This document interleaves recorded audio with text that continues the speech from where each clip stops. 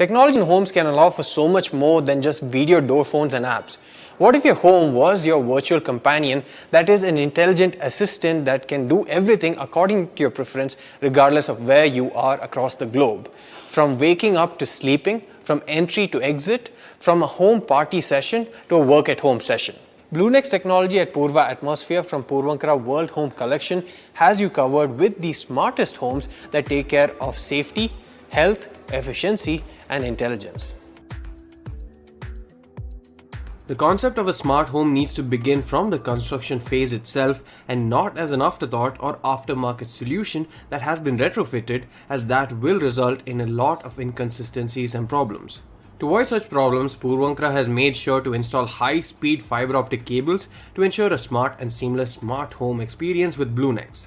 The technology is truly hands-free, which in today's world situation carries more importance than ever before due to the fear of germ spreading. Your voice is all that's needed to control your home. Your smart home is connected via Google Home, and one command is all it takes to control whatever you need. Okay Google, turn on all the lights.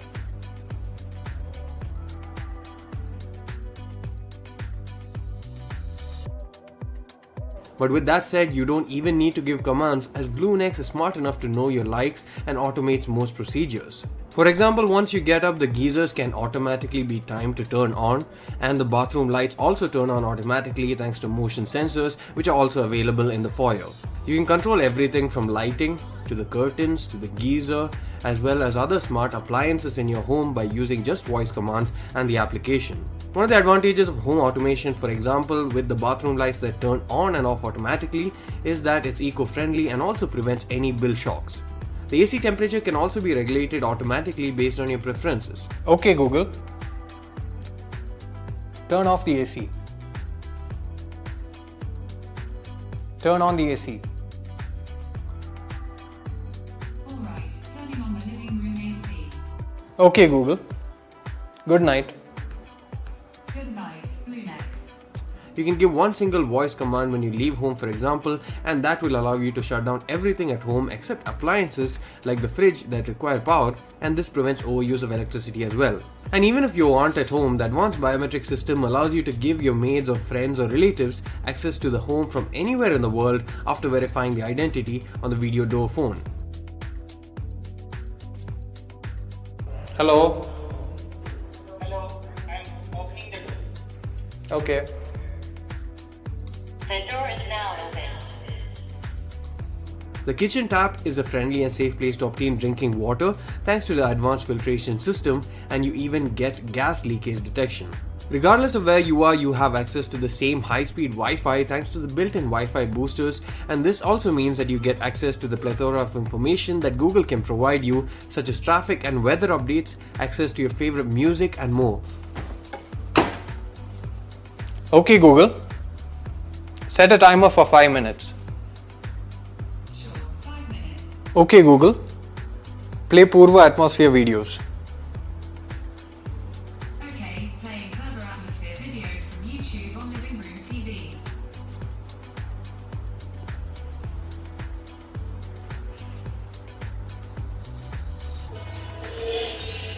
Residents also have access to an oxygenated clubhouse that helps invigorate and add a hint of freshness to your exercise regime. Another important aspect is that all the while you also have traditional keys and switches and knobs that work at any time. They function as a backup or as a method of interacting with your home, especially for the less tech-savvy folks such as the elderly or your guests who may not know all the commands and controls. One of the main advantages of BlueNext compared to other third-party solutions that you can get on the market is the seamless way in which the entire system works with each component, and also continued safety and update procedures that wouldn't happen unless someone created the entire system as a single functioning unit rather than a sum of parts. Puravankara has bundled so many features into BlueNext that it becomes somewhat of a rarity even in the Western world. The experience at Purva Atmosphere is something that really needs to be seen in order to be believed, because it definitely does change your lifestyle for the better. These are just the tip of the iceberg in terms of what advantages that BlueNext can give, but at the end it does make your life a whole lot easier, a whole lot faster, more energy efficient, and most importantly, it converts your house into a world-class home.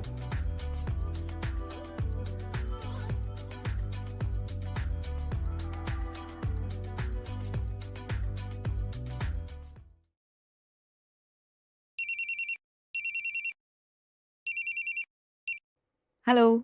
Hey, hi. I'm on my way. We'll be home soon. I'm leaving now too. Okay, come soon. Yes. See you soon. Bye. Okay, bye. Hi, Alap. Hi. No TV before homework, okay, baby? Okay, Mama. All right. Bye. Bye, Mama. Okay, Google. Which is the highest peak? Mount Everest.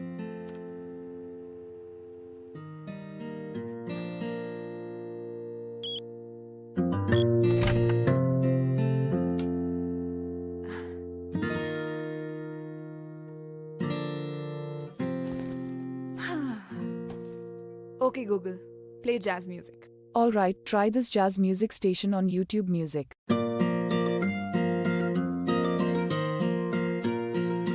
Hi. Baby, are you very thirsty? Okay, Google. Give me the recipe for Thai green curry. Okay, I got a recipe called Real Vegan Thai Green Curry. Hey, I'm home. Hi. Okay, Google. Romantic mood.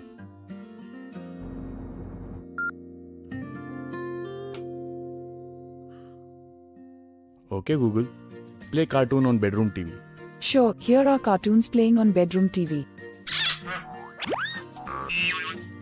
Okay, it's time for bed. Come.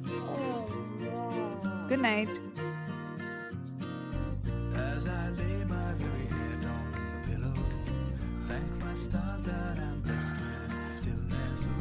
Okay, Google. Good night. Okay, Google. Good morning. Visitor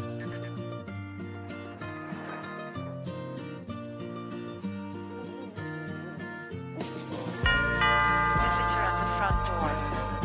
Good morning, Didi. Morning.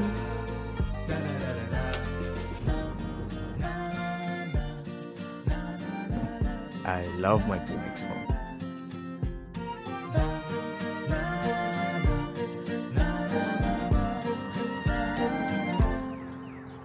Bye, Anna. Bye, Mama.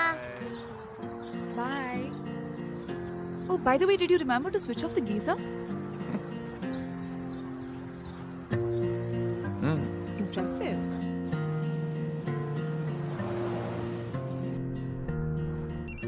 Visitor at the front door. Hi. Sir, courier? We are not at home, so please leave it at the security. Yeah, thanks. What would I do without you, Blue Nikes? That's the line you used on me. Sorry.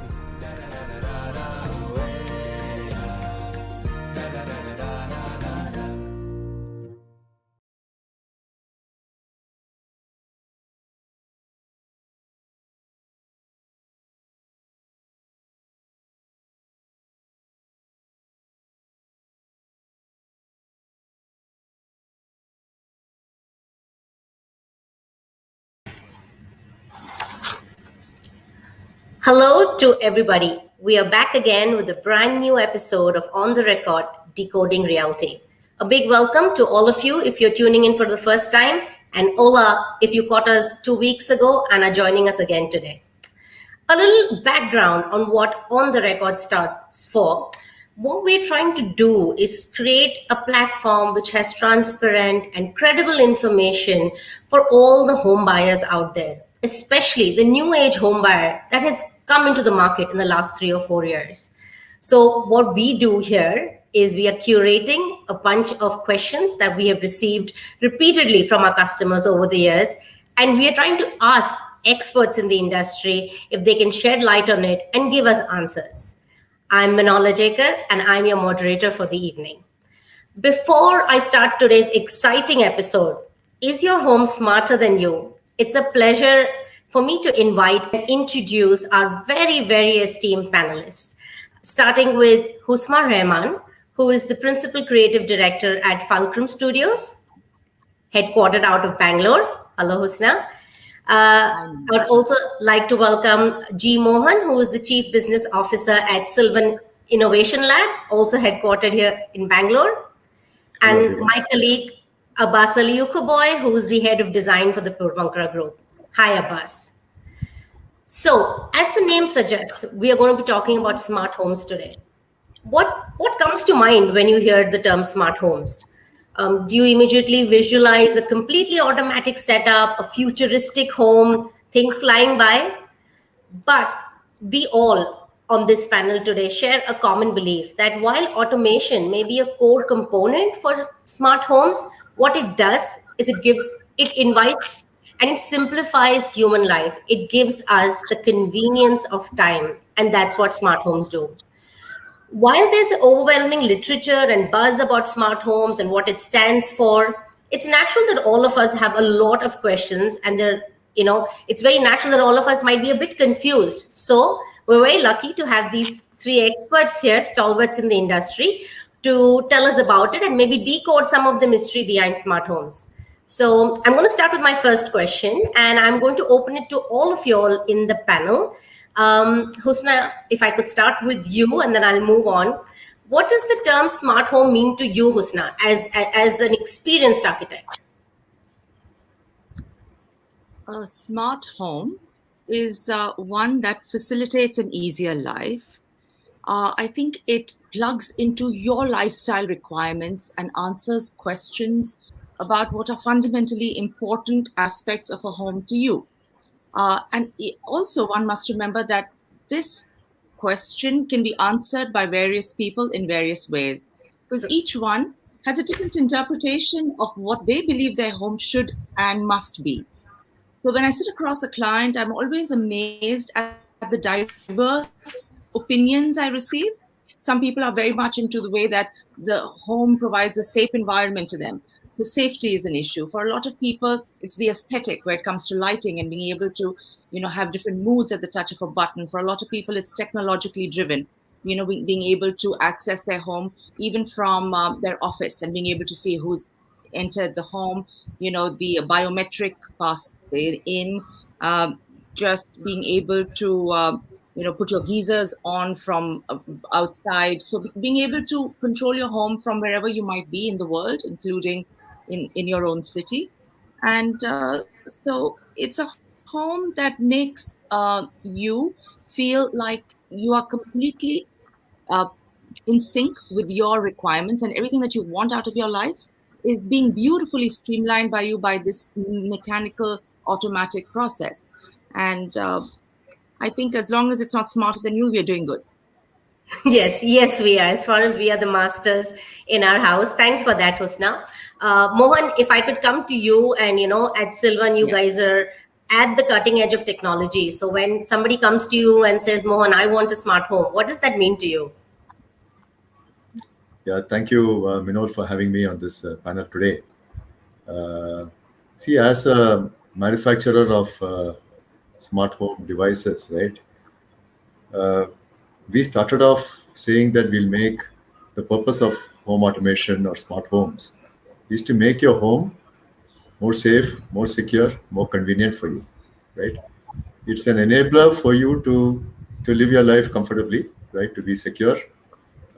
In case you find that something is going awry, that you should be made aware of that, irrespective of where you are. In case you want to control something within your home, whether you're within the home or you're outside, you should have the ability to do that.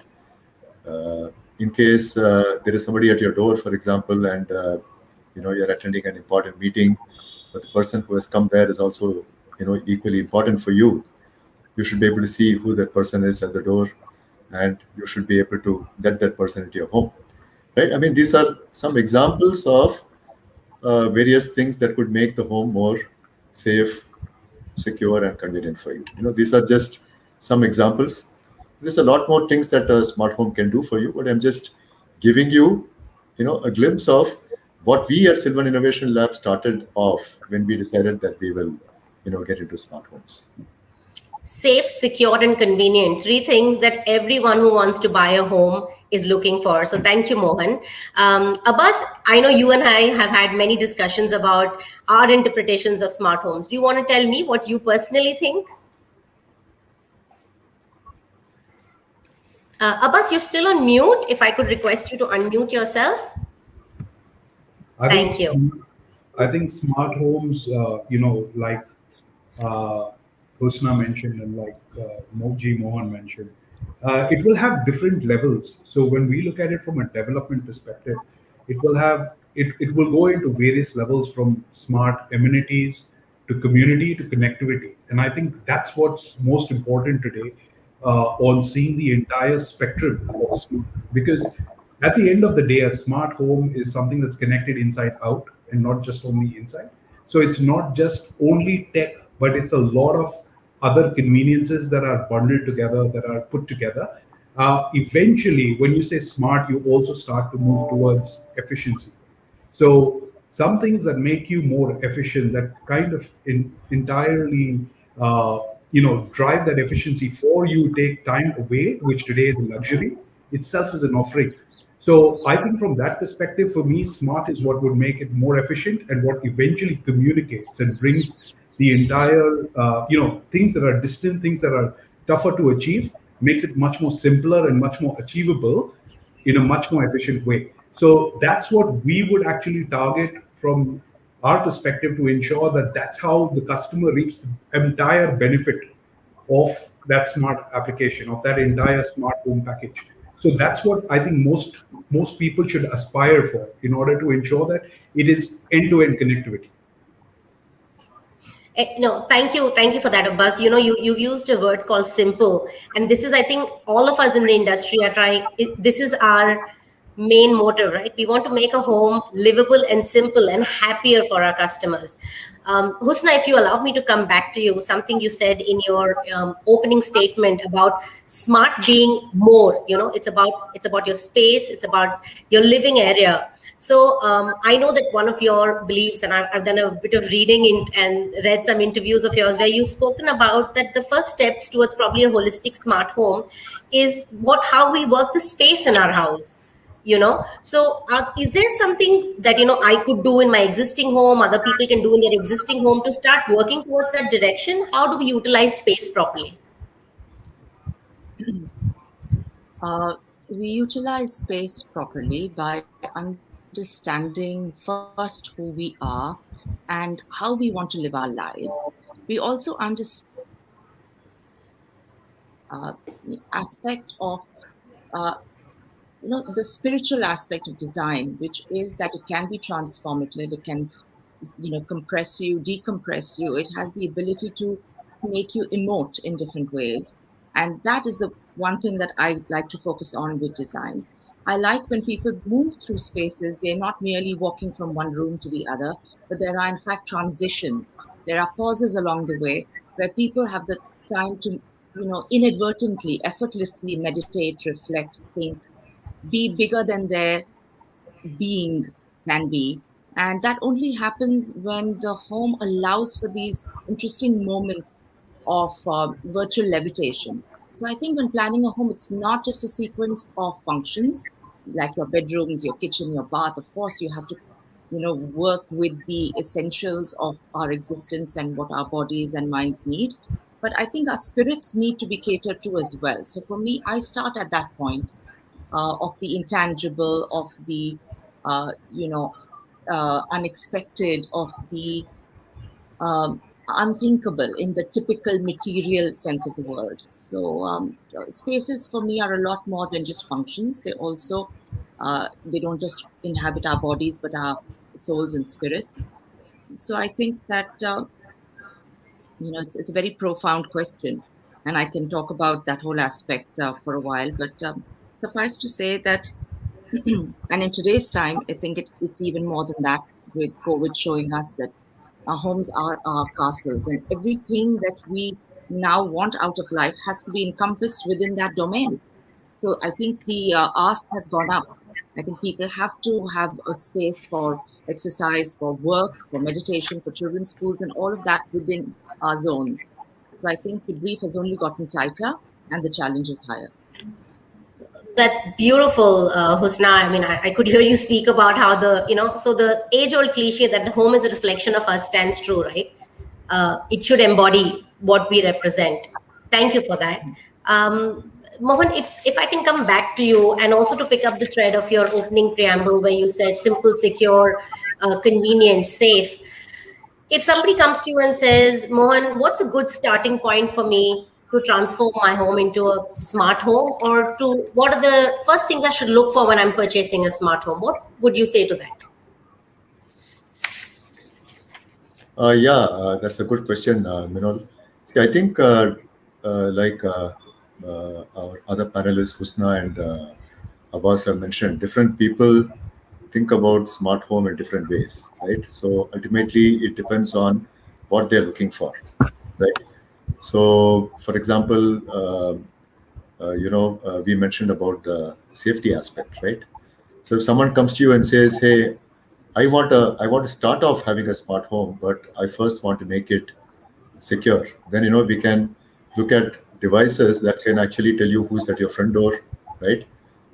I mentioned about the use case where you might be in your office and someone important has come to your front door and is ringing the bell, right? So that could be one thing that they could start off with, right? If you say that if someone comes and says that they want a smart home and they want to start off. Now the other possibility is they may say, "Hey, I'm living in an apartment complex, or I'm living in a in a well secured place, so I'm more interested in some of the convenience aspects, right? So I want to be able to turn off my lighting irrespective of where I am, right? Or I want to adjust the curtains and let in the light depending on how the conditions are outside the home."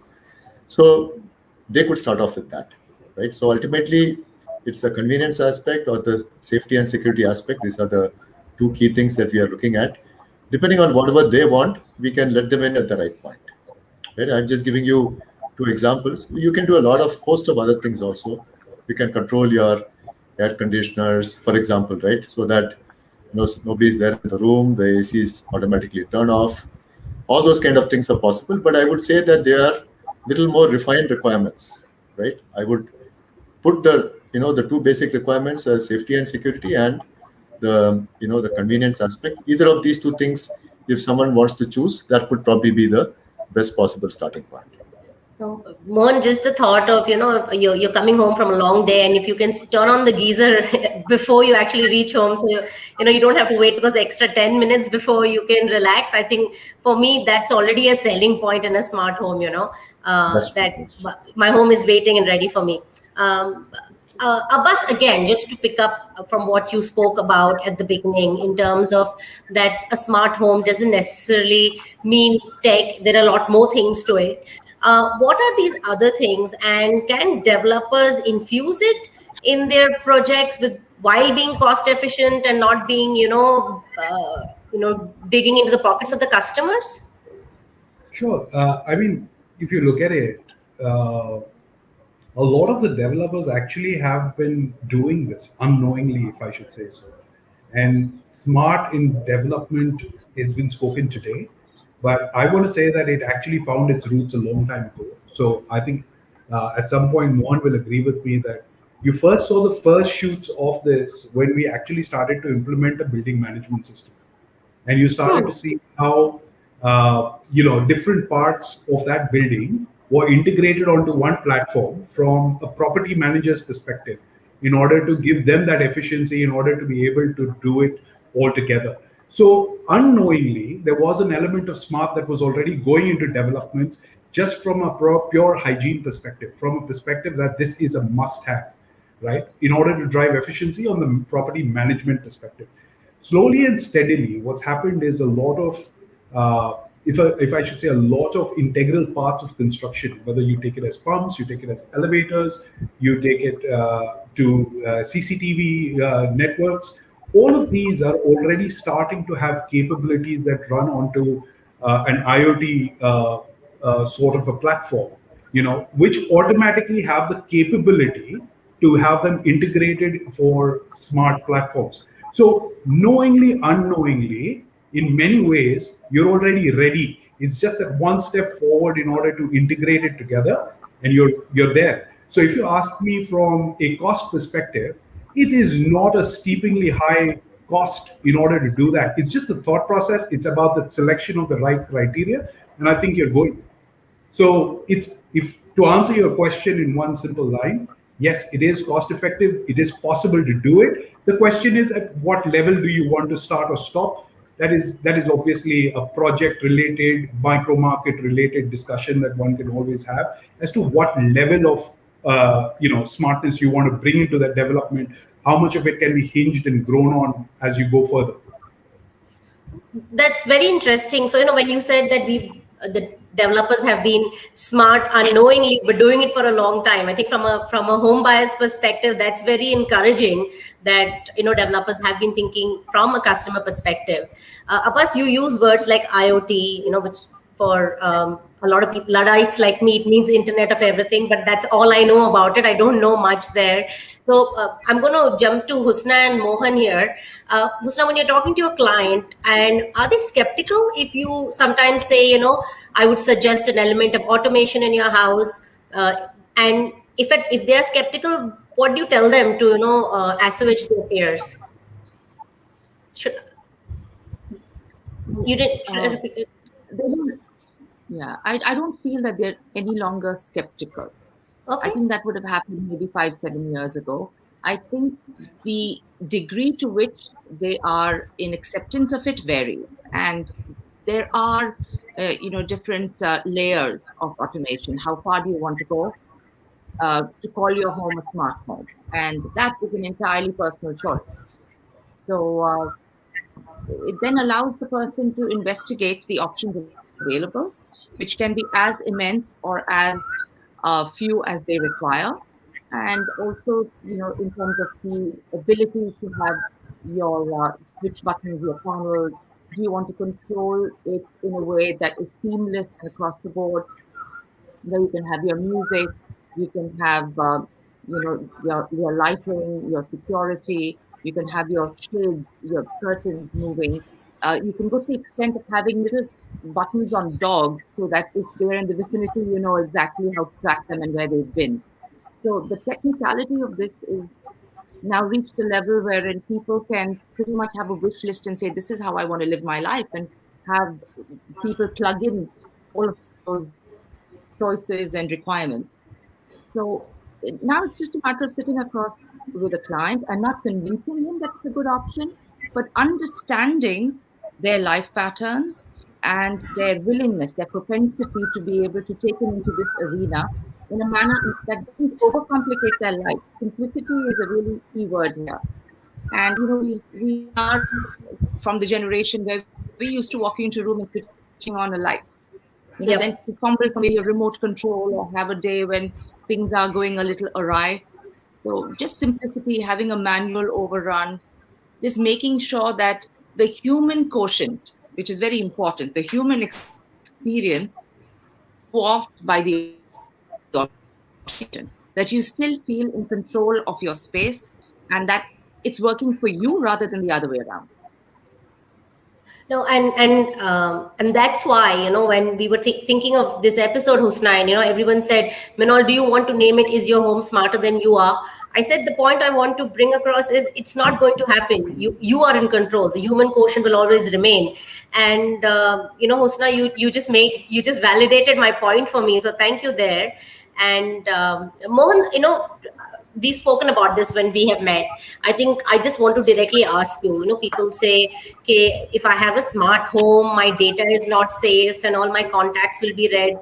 What is the actual reason, and what is the privacy that one can get, and what is the security that one has that if I get a smart home, my data is safe and my privacy is protected at all times? Yeah, Minol, that's that's $1,000,000 question. yeah. Yeah. See, the way I see it is, I would actually answer it rhetorically, right? See, if you look at what we are doing today in our daily lives, right? We want to buy something, we go on Amazon or Flipkart or any of those sites, and we are ready to give all our credit card information or bank details. We enter everything on the internet, right? So I think that our lives are practically an open book, right? So so from that perspective, I think that a smart home does nothing more. It does nothing more serious than what we are already doing, right? there is some level of information that you give regarding your home, right? These are the lights that I have within the home, and these are. It's not that somebody is going to sit and read, look at what's happening to your None lighting of or to us your. do. Nobody reads the fine print, Mohan. Yeah, exactly. So this information is the fact that you're having an Internet of Things, an IoT system. It means that the information regarding your devices are available on some cloud server, right? But it is no less secure than what you have regarding any of your other data, your financial data, which actually is given freely on other websites, right? So I think that this is a fear that many people have, but it is practically unfounded as far as my knowledge goes. It is unfounded. It is not something that we should be concerned about. There are, especially when you talk about voice devices, right? Your Google Mini and Amazon Echo. There are concerns that these devices, that you speak into these devices, and these are being captured and analyzed by people around the world. I don't think it is. Nobody has the time to analyze what's happening in the life of different people, right? I think that is practically unfounded. The companies have taken, the companies that are offering these devices have taken great efforts to make sure that the data is safe, and then there is no loss of privacy, right? So similarly, from when someone comes to me and says, is my data safe? Is my information being read by others? I say that absolutely the answer is no. I don't think that there is any such thing happening. So the home automation devices are not listening in when my husband and I are having an argument about what to have for lunch. That's very reassuring, Mohan. Thanks. That's really reassuring. Abbas, you're giggling because I know we've had these conversations before, and I like many others have mentioned that I'm worried that someone is listening, and I feel safe knowing that they're not. Abbas, the question here, and this is a very common question that we get from all the home buyers, and you are aware of it also, that okay, when you say I have a smart home, I have a home automation device, and there are these basic elements that Husna and Mohan have spoken about, security, turning your geyser on. Is our developers looking at the next frontier? Are there more elements of smartness being introduced in the house? Of course, there are a lot of parts more than just gadgets and tech. Uh, Furniture being one of them.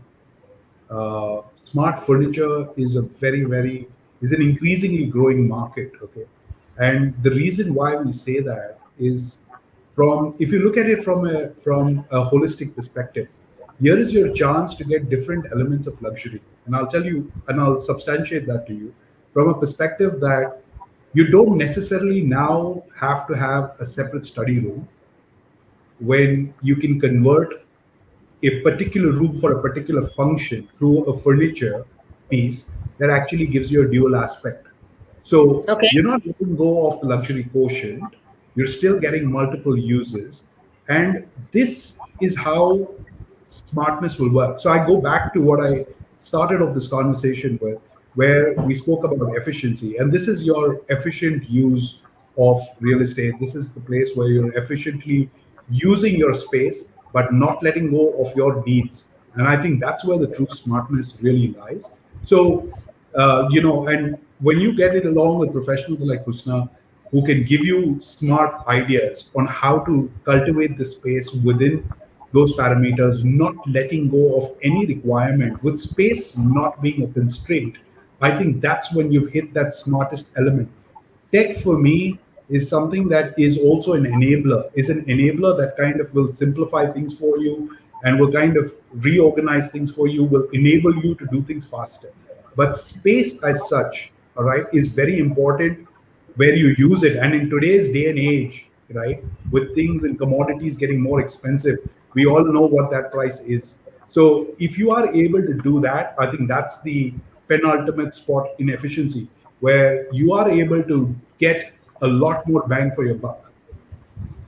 So you're saying that now people can bring the automation in, they can start looking at furniture, which sort of also is a transformative process, and if they have excellent architects like Husna backing them up, they'll be able to do it even better.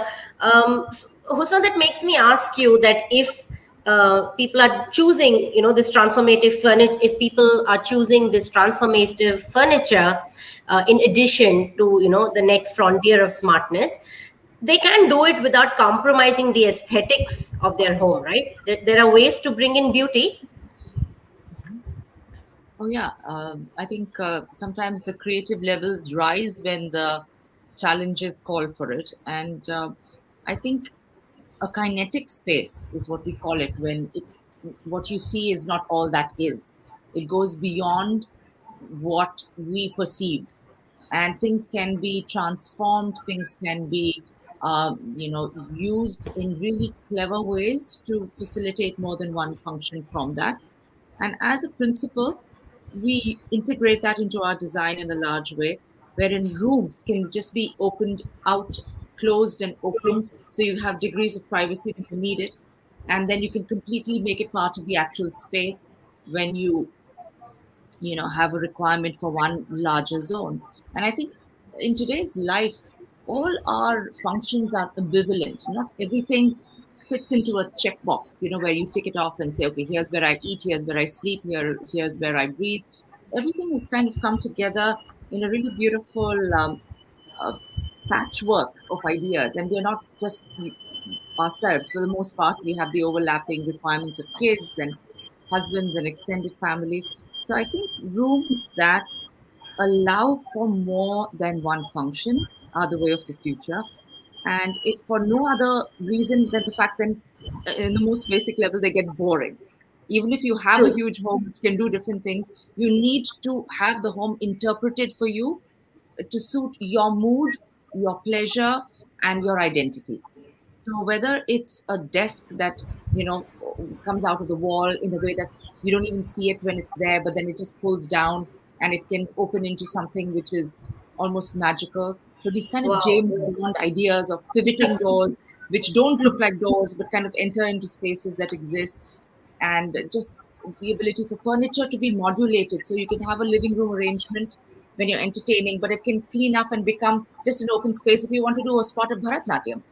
Mm. You know? Wow. No, and Husna, and it's bang on, because you mentioned that we are in a post-pandemic world, and half the world is still working from home, and people are talking about hybrid working modules, and maybe kids not having to go to school. So if you have so many people at home, having these transformative smart spaces and furniture will be the future. Abbas, is that something Purvankara is working on? Is there something you can tell us there? Yeah, the wraps, but I will tell you that we are making these offerings in a lot of our smart homes as a typical venture out, and we want to look at how customers can actually enjoy all of these benefits.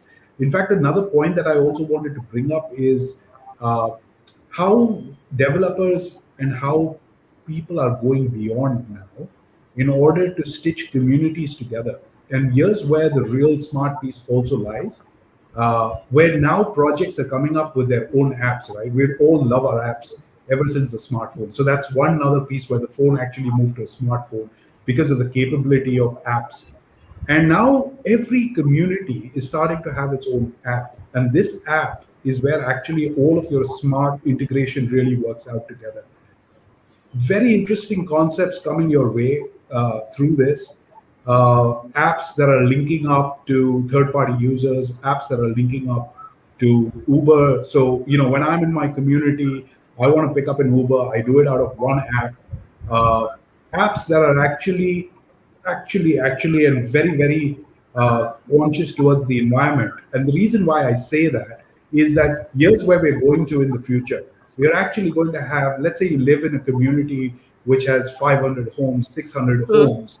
There is a very good chance that there are at least 10 people who are going to go your way to work. Here are apps that actually put together how many people are going to be leaving at that same time. And that's where carpooling is coming into place. That's where efficiencies are going up. That's where you're going to be more and more economizing in many, many different ways. This is going to be the future. This is where developers are going to look for. This is where smart homes are going.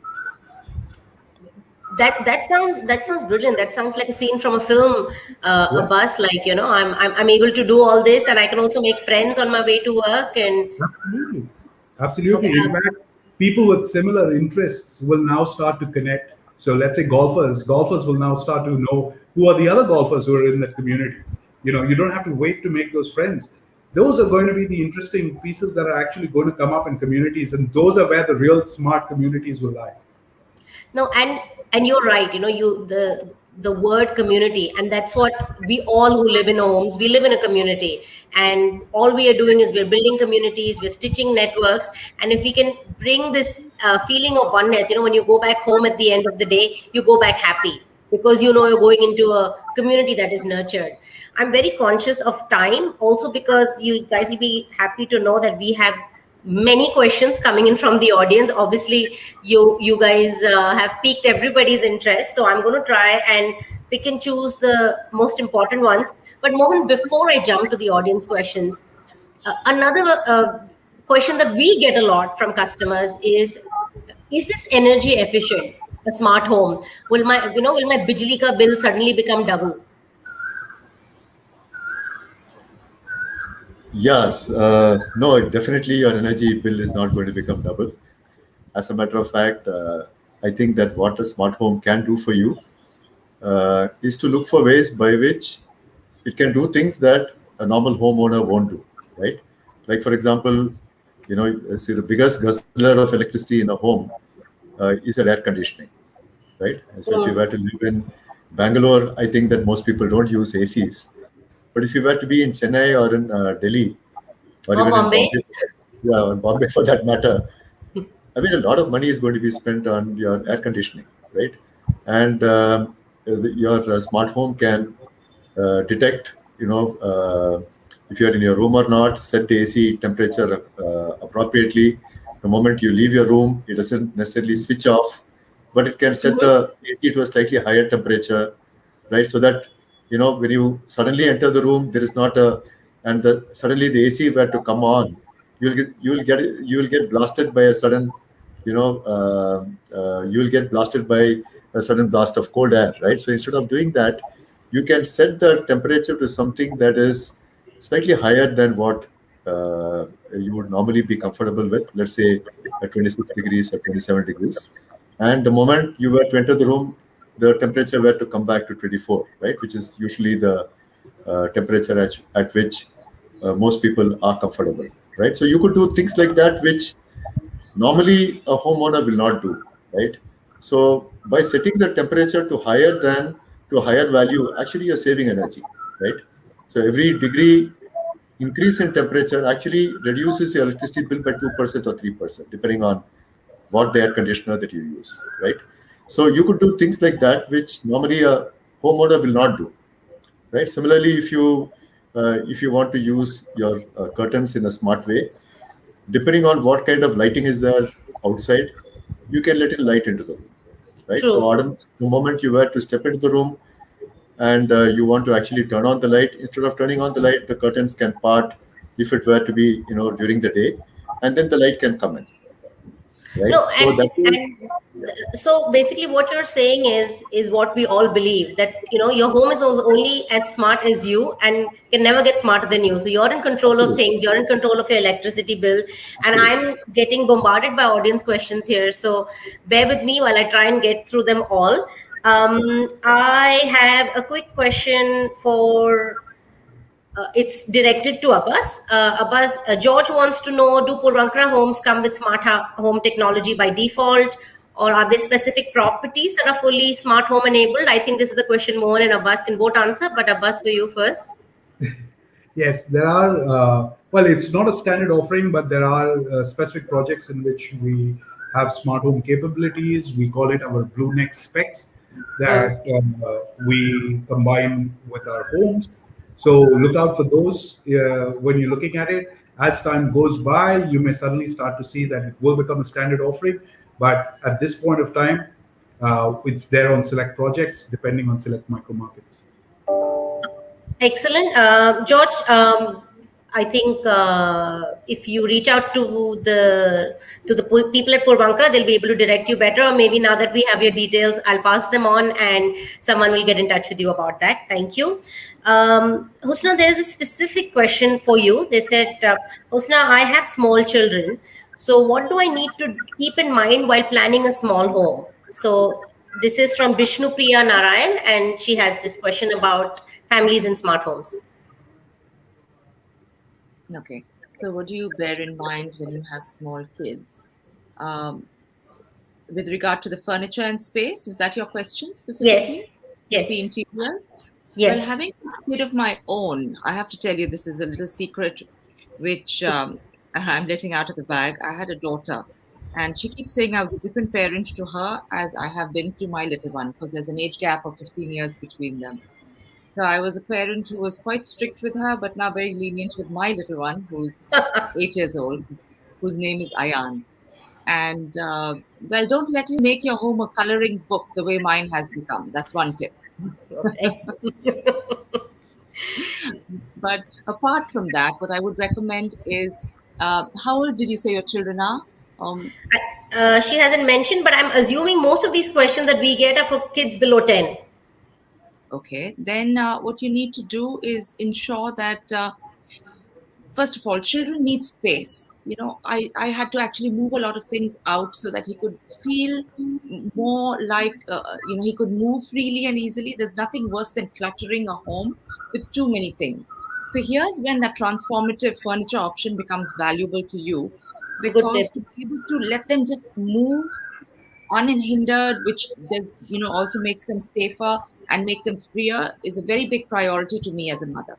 I won't have, just a series of sofas and block rooms, because I really think that the breathing space of a home then gets completely clogged, and I asphyxiate in environments like that. So try and keep furniture which you're having guests, it kind of comes out from places which are nicely concealed, and those pieces can transform. But otherwise, keep your space as alive and free as possible. Give them a lot of space to express themselves. So I would say have these whiteboards, have blackboards in their rooms. I think the spirit of a child really needs to be, stimulated rather than suppressed. So a lot of place for them to express themselves out of books. Just have greenery around you as much as possible. Have, big windows, if possible, bring the light in.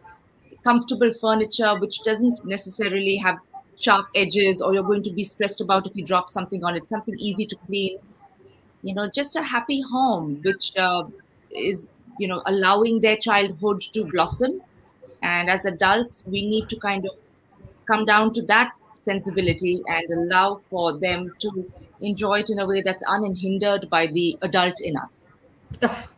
Vishnu, I hope Husna answered your question, and she did it beautifully. Thank you, Husna. Mohan, there are two questions that I will sort of mingle into one and ask you. Reshma Chavra wants to know, how technology savvy do people need to be in order to run a smart home? From what I've heard so far, Reshma, apparently somebody like me can run a smart home also. So I think you'll be fine. Would that be right, Mohan? It's as easy as using an app on your phone, which we're all doing these days? Absolutely. I think it will be no more difficult than using Paytm, right? Which I think most of us are familiar with. You should just be able to open the app, turn something off, turn something on. You could do more complex things if you wanted to, but for the basic requirements, this is as simple as using an app on your smartphone. So that's not an issue.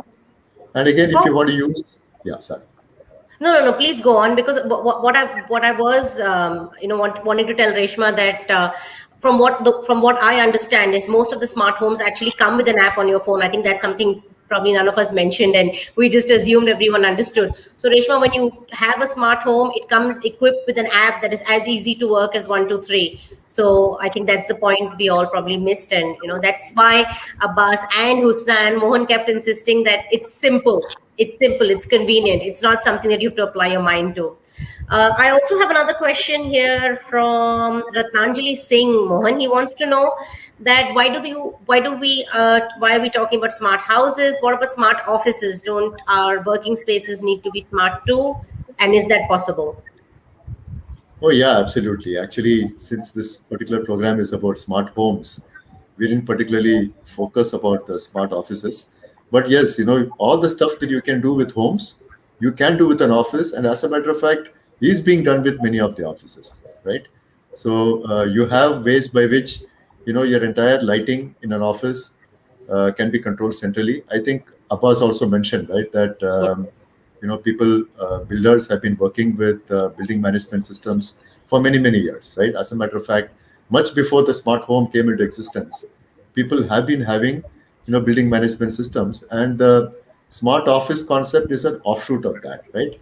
So just like we have Internet of Things in the home, you can have an Internet of Things in the office. So all your lighting is connected, all your air conditioning, which is the biggest fuel guzzler in the home, is in the office is connected. All your, if you have curtains or drapes in your office, they can all be controlled centrally, right? So pretty much all the stuff that you can do in a home and more can be done in a smart office as well. So there's absolutely no question about that. It is just that in this particular program, we haven't particularly focused on that aspect. People can reach out to Mohan. He's on LinkedIn. If they have more questions, he's with Sylvan Labs, as is Husna and her wonderful organization, Fulcrum Studios. If you have more questions for our experts, they'll be happy. I'll be happy to coordinate the effort. Also, Abbas, specific question for you here is that is smart furniture that you have been speaking about, is that affordable? Is that pocket friendly? Uh, I think that question can be answered. Well, you can look at it relatively. It has different dimensions to that response. If you, and I don't think you should assess it as furniture to furniture. I think you need to assess it from need to need. I think Okay. that's more important. When you start to value, putting all those needs together that the furniture can actually give you, you will realize that it's far more cheaper. So what I want to try and say is that if you look at it, a standard bed versus a wall bed, right? It may have a certain impact, but when you start to associate it with the cost of that additional real estate that it will give you, the cost of having that open space, like Usna mentioned, for the kids to run around, if you start to evaluate it from that purpose, which from that perspective, which I feel is important for anyone to evaluate it by, you will realize that I think there is far more merit and there is far more economics to it than just looking at it from how expensive is this piece of furniture against the other piece of furniture. So I think you need to evolve to evaluate it in a different way rather than just evaluate it from between apple to apple, because it is apple to orange. It's not even apple to apple. No, and obviously, I mean, from a cost perspective, if two or three pieces are becoming one, I think the net effect is pocket friendly, right? Most certainly, yes. Transformative stuff. Husna, I have another question for you, and it's a two-part question. Durgesh Pani wants to know what is today's home buyer looking for. So I'm assuming he's somebody who is dealing with real estate. So what is today's home buyer looking for? Everything. I think that today's home buyer is extremely discerning. They have evaluated their options and they want to have every facility that we've all talked about over the last 1 hour. There's a lot on offer, and yet there's very little when you actually think about what it is that quality even means, and also being able to enter a project which will, not just start well but finish on a note that fulfills your idea of a home and a home for a long period of time. So I think that they're looking for location, they're looking for just the brand of the builder, the reputation which allows them to have faith in putting their money in that place, knowing that the timeline will be met, the project will be completed in a certain time, the track record of the builder concerned, the amenities provided in terms of, I think people really enjoy the facility of the clubhouse, of having their children having a lot of space to play sports and to have a happy and open life. I think inside the home, they're looking at the finishes. I'm working with Puravankara on several projects to upgrade and to increase the value in terms of, it doesn't have to be a customized designer home. We're trying to bring refinement into the average home. And I think that clients really, luxury should not be a word which is accessible just to the chosen few. True. Luxury is something which is a detail. It's a way something is approached. It's a sophisticated idea. And it doesn't mean that it only has to cost a lot of money. True. So luxury now has to be brought to every client across the board. It shouldn't be a word which is for the exclusive minorities. And that's how I feel about design. And I think every client is looking for luxury. And everyone deserves it. Everyone deserves it. Mean that if his home or her home is small, that luxury should not be the way that you see the detail of the cornice or the way the floor meets the wall or just the way that the paint is finished. Elements which are refined and nicely thought about. So I think everyone looks at the fine print in the macro and the micro sense, and they should. Durgesh, a branded builder, someone who has a good execution record, and the fact that luxury should be affordable, and the fact that the customer is looking for everything. So you should have all your points covered with Husna's answer. And Abbas, this is just me coming to you directly with what Husna said about affordable luxury. That strikes a chord with all of us, I know. So this is something that you are also trying to bring in with Provident Housing and the premium affordable housing sector that we have. Is anything you can shed a light? I have another question there from Vijay, who's asking about these questions. When Husna said luxury should be affordable, he wants to know how. Sure, and I think I would agree with Husna 100% on that. I think more than luxury, I mean luxury is a loose word at that point of time. I think the idea is clients making a lifestyle choice, and everyone has that right to that lifestyle choice. It's just about in what packages and in what ways you can bring it to them, and everyone will look at it in a way that they can enjoy it from time to time. So even when you look at Provident as a brand, and I think it's a very strong piece where you talk about affordable housing, and I think that goes under this whole housing for all, and that's where I want to also talk about lifestyle for all from that perspective. So there is no reason why it shouldn't be looked at or it shouldn't be looked at differently. So when we look at Provident, we also look at it from a perspective where there is a lot of engagement, a lot of focus on the outdoor amenities, where there is a lot of lifestyle to the outdoor areas. Now, what we are actually aiming to do is trying to see how the smart home actually works together as a puzzle, where you put it as a joint that works together, that we can bring together, because I think that's where there is the ample and the most amount of need for it. Today, if you look at that market has the need for this piece, for this segment to be able to actually use that real estate to the fullest. So I think as Provident, we aspire to actually start to make these homes smarter, while as we aspire to make them more and more affordable, and we want to ensure that there is no dip in lifestyle. Lifestyle should continue. Lifestyle should be there for all of them. It will come in different cadres, it will come in different ways, but there has to be a 100% focus as well on that. So there will be no reason why you would leave something out saying, nah, it's just affordable. That's not what we will look at from here forward. We're not looking at it from that perspective at all. It's just a lifestyle choice. It's a choice of how I want to live. It's a choice of the efficiencies I make. It's the choice that the customer has. And I think that's what has to be most importantly respected, which is where we make our choices for them much more intelligent and much more efficient.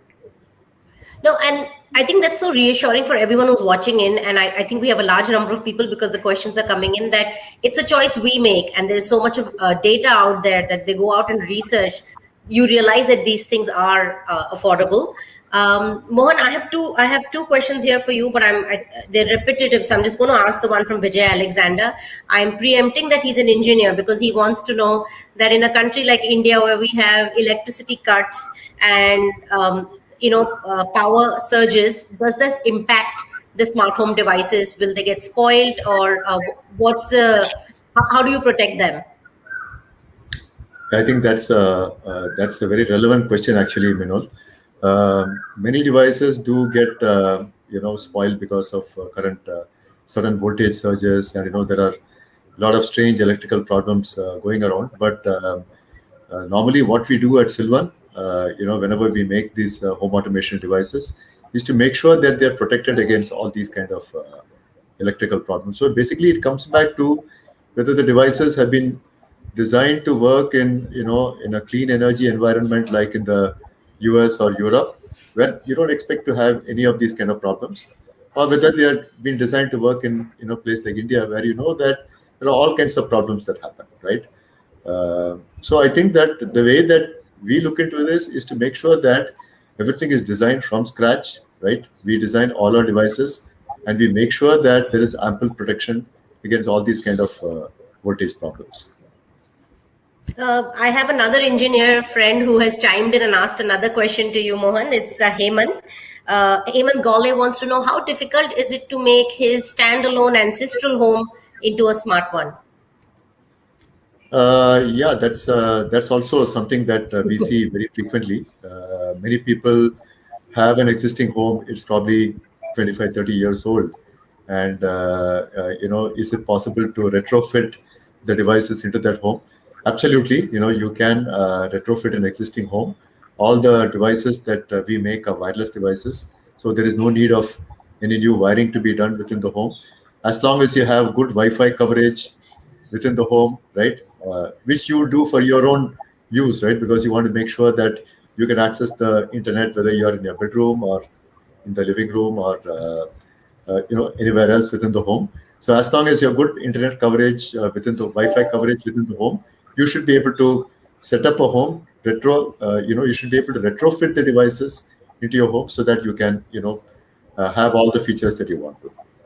No, and Hemant, I can vouch for what Mohan tells us here that while at Purvankara, BlueNex is a new phenomenon and we've been using for the past couple of years, but some of our older customers from the older buildings, 5 years, 7 years, 10 years ago, reached out to us and said that they'd like to retrofit. And I know we are retrofitting many of our older projects that did not have smart home features, and we're doing it now. So completely doable, and that's something even a Luddite like me understands.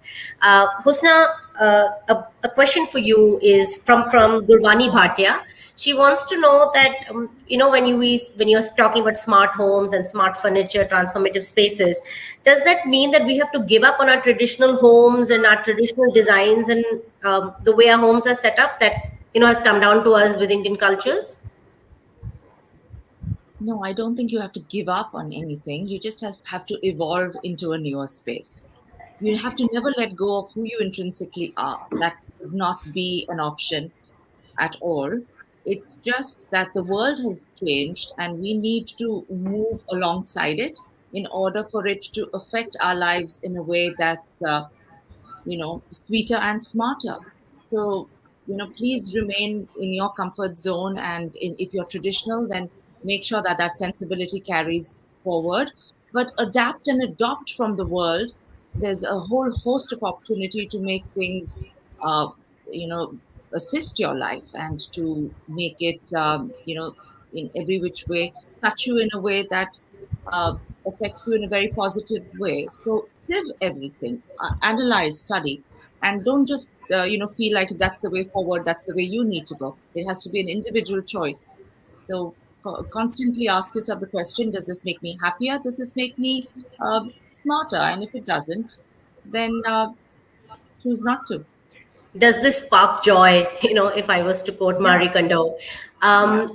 While the questions are beaming in, I'm very conscious of time, and I know I have three very busy individuals with me who've taken an hour out of their life, and thank you so much for that. But before I let you go, I would really like some parting remarks of what is the future of homes. What do you think home look like in the future? Mohan, if we can start with you. Yeah, I think uh, going forward, right? Already we are having the ability to see, to sense and then to control various aspects of your home. But I think that there is much more that's likely to happen, right? See, I think Abbas and I had a conversation some time back, and I'll echo some of his remarks, right? Ultimately, the home is something where all of us, have to lead healthier lives. That is ultimately the goal of every individual, right? I mean, we are trying to do all the things that we can do to be healthy. And if the home can help you in doing that, right, by sensing, for example, if your air quality index is not good enough, right? Can I get in the fresh air? Can I purify the air? Can I do things that is going to make you healthier, right? So apart from the safety, security, and convenience, I think it's also the health aspect, which I think is going to be very important in a smart home. And I think that the trends are that these are the things that are likely to happen. Apart from all the things that Husna and Abbas spoke about, I think that this is something that definitely that smart homes will evolve to over a period of time. Simplicity and safety and security. Abbas, do you agree? Do you have more points to add? What is the future of homes? Oh, I think there are really really exciting times to come. I am I'm very hopeful and very excited to see the transition, and really from a real estate perspective. And I will quote how a car became a smart car. So how cars, today you talk about Tesla all the time, and then there was a car that took you from point A to point B, but now your car is smarter to the point where it can drive by itself, right? But that's exactly where I am excited to see how this real estate and home journey is going to go, from moving from brick and mortar to now intelligent smart homes.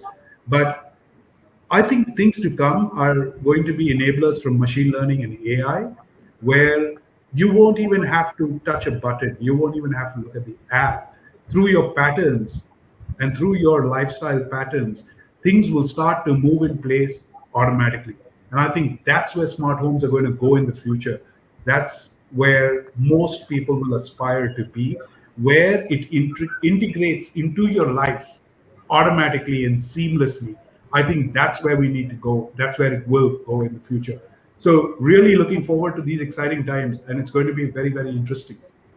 And contactless surfaces are just going to be a part of our living. We are already a year and a half into not touching things, so that will definitely hit a nerve with people. And life integration. Abbas, I think that's what we all want, right? We want to live more convenient lives. Husna, I'm going to let you have the last word here. What are the future of homes? It's a very ambivalent but exciting future, because the past year and a half has hit us like a thunderbolt. It's made us internally, kind of crawl into these inner spaces we didn't know existed, and find answers to questions we'd never even asked. So True. I think each one is going to want to find a home for themselves. It's not even, I know people who are now moving into the suburbs because they don't want to be in dense cities. They no longer want to be in tightly packed areas where you feel like you can't step out of your home because you'll meet other people. People are, re-questioning their entire sense of being, because it's been such a turbulent time for everyone, and God knows we've been locked up enough to think about it. So, yeah, I'm right now in a whole different country. I'm sitting in Mauritius here, thinking that